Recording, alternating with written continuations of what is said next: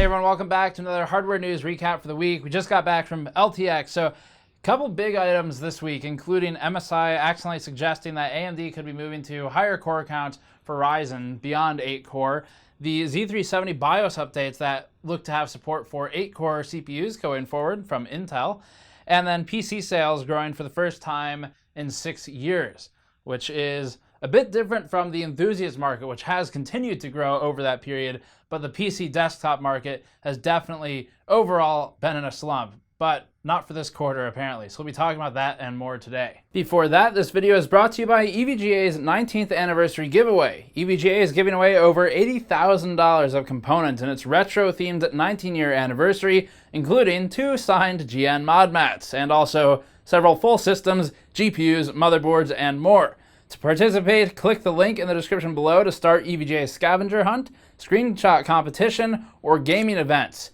Click the link below to learn more. So a couple of GN items first. The mod mats are finally shipping. We've had a good amount of pre-orders from you all for the last couple months, or back orders at this point, and started shipping those out. So if you haven't gotten a shipping notification yet, you'll get one soon. They're on the way. If you want to buy one, you haven't yet, it will ship when you order it at this point. So they're in stock, at least for a while. Hopefully we can hang on to them a bit longer than last time, but super popular item. Thank you for supporting the mod mats. If you don't know what it is, it's on store.gamersnexus.net. It's a 4x2 foot modding and building service for PCs. Pretty high quality rubber and print on it as well. So those are back in finally. And then another quick 2 announcements.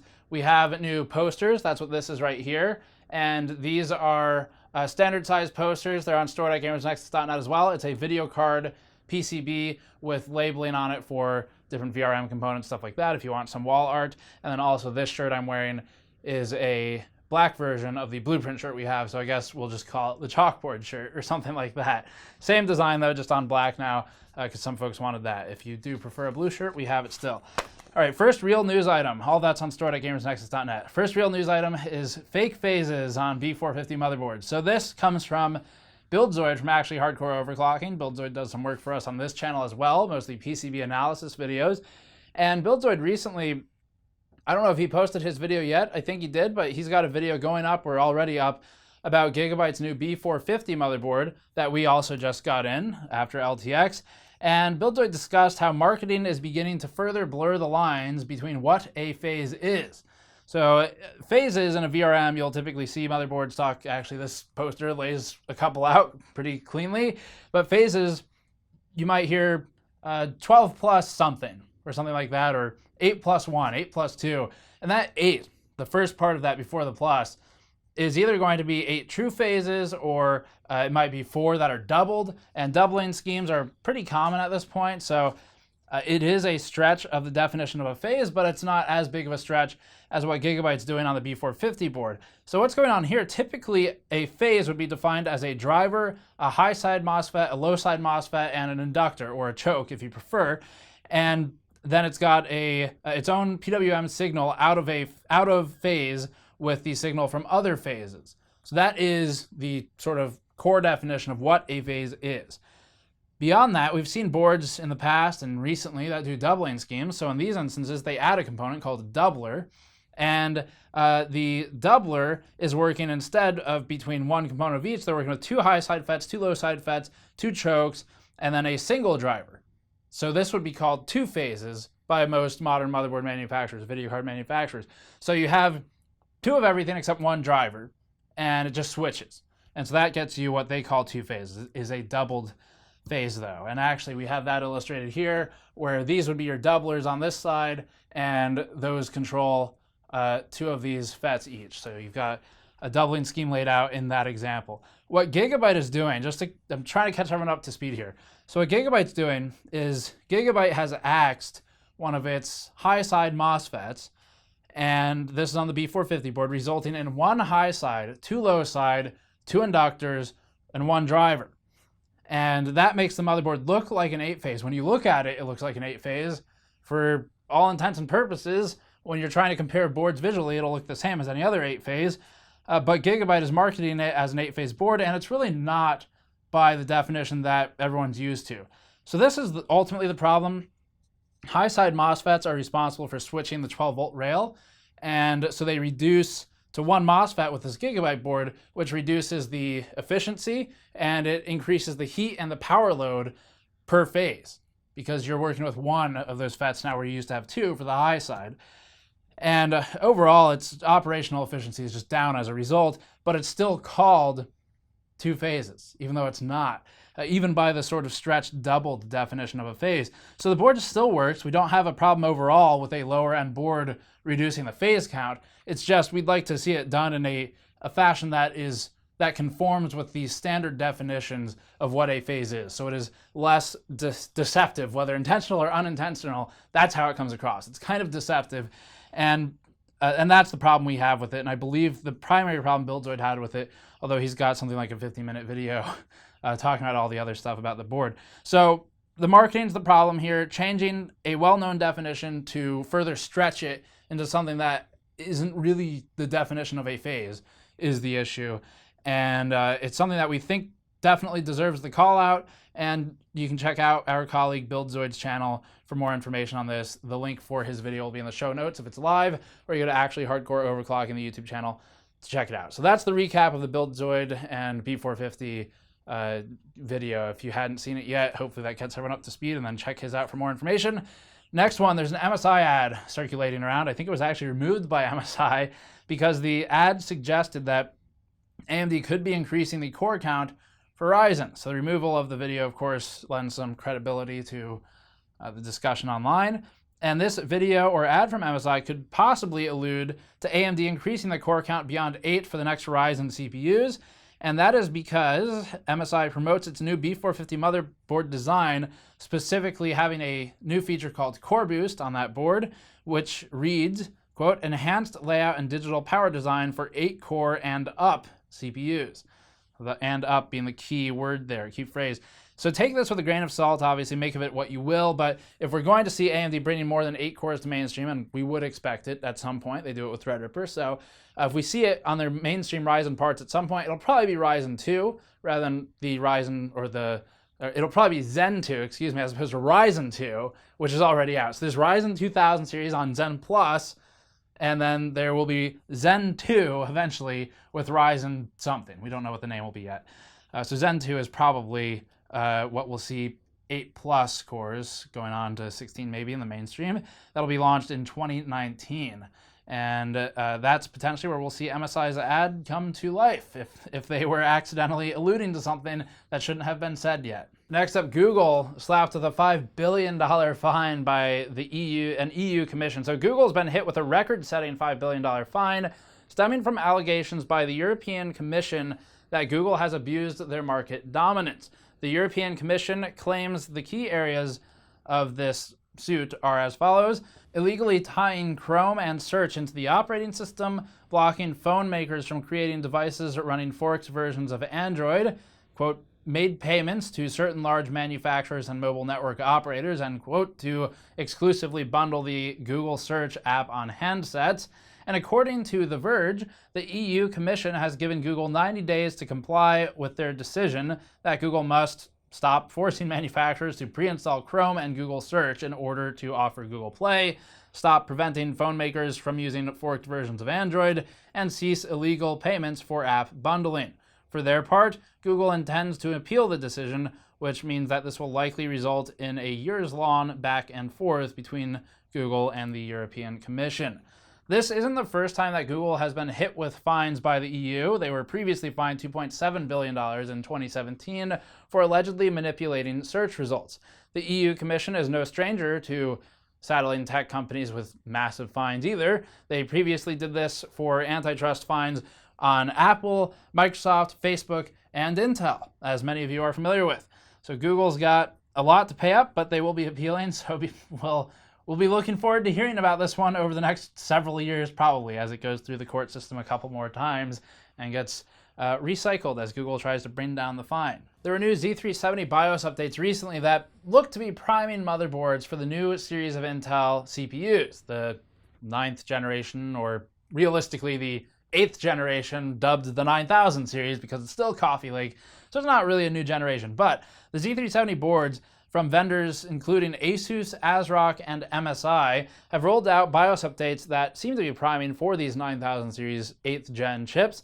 And in the version notes, MSI, for example, listed support for new generation CPU in their BIOS update. Other vendors were a bit more braggadocious and listed support for, quote, latest Intel 8th gen CPU, and the new BIOS updates also come with important microcode revisions that reinforce CPUs against newer Spectre variants. There have been several new variants of the Spectre exploit and attack vectors, if you've forgotten about those. We haven't covered too many of them, though we did hit a few of them. And in the time that those have been discovered, obviously several new updates have been made to microcode. So if you stopped updating BIOS and you think that you might be exposed to Spectre or other vulnerabilities in a way that is compromising or important, for example, if you're a business, it might be worth going through and updating BIOS another couple times as they continue to roll those out, just because they are still including microcode updates and other updates against the attack vectors. PC sales growing for the first time in several years during the second quarter of 2018. So during the second quarter of this year, worldwide PC shipments totaled 62.1 million units, marking a new 6-year growth trend for the PC segment. This is the most quarterly PC growth since 2012, and it appears to be driven by dropping GPU prices and strong business demand in the present quarter. Another IDC report indicates increases over Gartner's report, and according to IDC, second quarter 2018 PC shipments totaled 62.3 million. IDC attributes this growth, however, to not just business demand, but more traditional PCs, like the high-end or premium notebooks and gaming PCs. By all accounts, a large contributor was the final enterprise shift to Windows 10, which has taken a while, of course, and commercial refreshing of systems as Windows 10 has matured. IDC still notes, quote, growing consumer demand for gaming systems as a positive catalyst for growth, and then separately, the enthusiast market that we occupy has continued to grow over the last several years, so it didn't hit the same stagnation that traditional desktop PCs hit, where a lot of average consumers, not in our audience, would buy a desktop and use it for really just browsing or something like that. They've now replaced those mostly with things like phones and laptops. But that trend looks to have slightly reversed for this quarter in the very least. Moving on to a couple of interesting news items, one of which is Intel and Micron parting ways, but the one we'll hit first is Corsair and the new Spec 06 RGB case. Corsair is offering an RGB variant of their Spec 06 case, unambiguously dubbed, wait for it, the Spec 06 RGB. The case carries a $10 premium over its predecessor and has RGB lighting behind the front panel with a built-in controller for varying speeds, colors, and effects. So the RGB aside, the chassis remains basically the same to the rest of the Spec series. The Spec series, by and large, has been somewhat plagued with thermal issues and poor ventilation overall. It's not our favorite series of cases from Corsair. Generally speaking, the Spec originally, when it first launched, was meant for the Asia market and did well there. It was brought over to the US and Western market later, where it now is continuing to get refreshes and updates. If you're in the market for a case that's about this price at $90, the Spec 06 is beaten by most other things on the market. So there are a lot of really good options at $90, including from Corsair, like the 400C and although a bit more expensive, the 600C, which we would dub far superior to the Spec 06. So even within Corsair's own lineup, we'd recommend their other cases over the Spec 06. But if you like the look of this one and you can deal with it, I guess it's out now. So next one, Intel and Micron parting ways on 3D XPoint after 2019. This is a pretty big news item. So in a press release from Intel, the company announced that after 2019, the joint memory venture between Intel and Micron will cease to exist.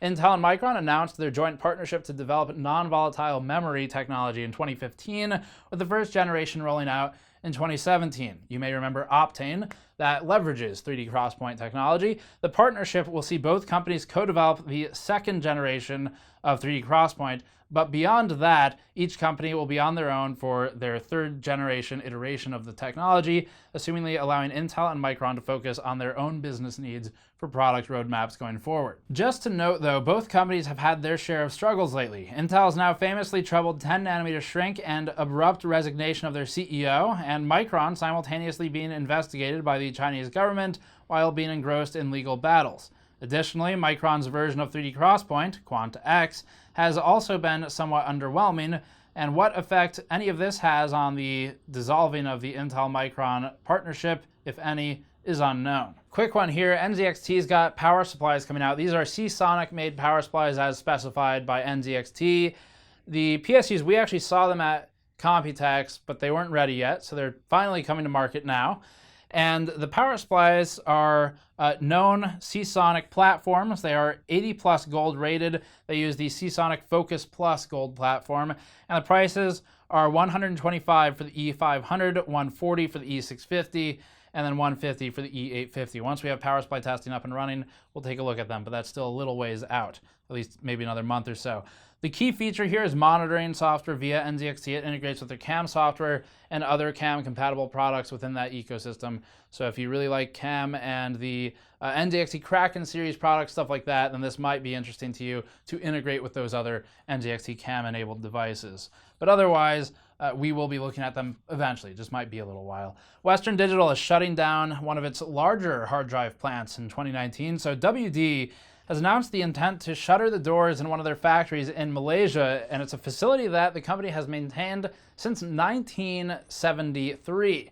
WD intends to decommission the plant by end of calendar year 2019. Goes without saying that this comes amidst a decline in demand for client hard drives and mechanical storage following the boom of SSDs, especially, again, in mobile and notebook units. WD still has 2 plants remaining that spread out their hard drive production, and also the company has plans to continue to bolster SSD production capabilities, expand SMT lines, and so forth, primarily in other facilities. Hardware sales for the week, as always, we like to include these. There'll be links in the description below if you're interested in these products, but the main one we saw for probably a couple months now, we've been waiting for an AMD card to be close enough to MSRP, because that's a sale now, to be included in this segment. Finally, the MSI RX 580 is $230 after a rebate. If you count rebates, that gets it to $230 or so, bringing it a bit under original MSRP. We'll have a link for that below. Threadripper prices this week, TR prices hit new lows on Amazon, with the 1950X going for about $700 and the 1920X for about $620, and the 1900X for $300.